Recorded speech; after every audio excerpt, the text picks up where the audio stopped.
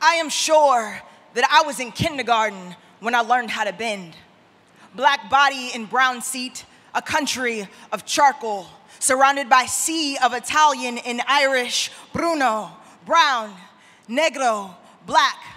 My mom coached me on how we have to bend into words feather enough to spew from their throats. I was 7 years old when the nun named me heretic for coloring Jesus the color of my face instead of pure was 9. When I learned how Bruno bodies bent into stretched holes of rope and swung from side to side. When you're a negro girl in white world, be careful not to swing so swift from side to side, lest they be reminded of our sway. From tree limb to latch, lest they be reminded you are prey. I was 16 when I noticed the white boy cut his eyes across my body so thick I could smell the piranha in his tongue. How he only wanted to bite into what would be forbidden, exotic. When you are brown body in white world, you are always exotic. You bend in a pomegranate and shrapnel all at the same time. I was 17, walking in white school restroom where the blondes and brunettes called their hair nappy. Barbara, can you braid our hair like yours?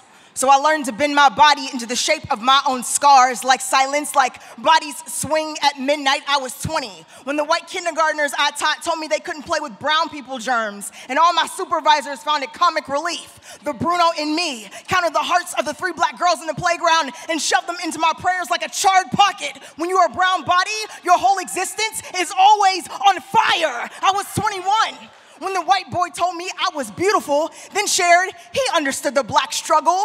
After all, he'd worked in a prison for years. After all, he lived next to a graveyard for years. And the white girls are secure as long as I'm beneath them, silent in my place. They have no idea of the miles of fear I've had to plow through just to learn the weight of my own voice. I hear them dance of after parties and cocktails, vacations and wedding gowns. They tell me of the ghosts they've collected, wondering what they should eat, never if they will, who they should vote for, never if they can, which clothes to wear, never question if they have them, or if they're clean, or if they'll stitch too tight to their bodies lest they cause a scene and be deemed inappropriate.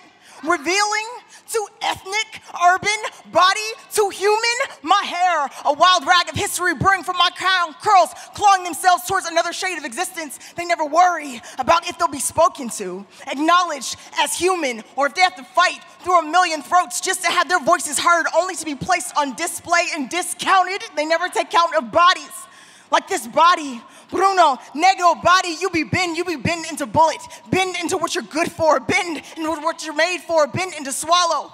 Brown bodies always so busy bending, they just cross their legs and watch us swallow ourselves.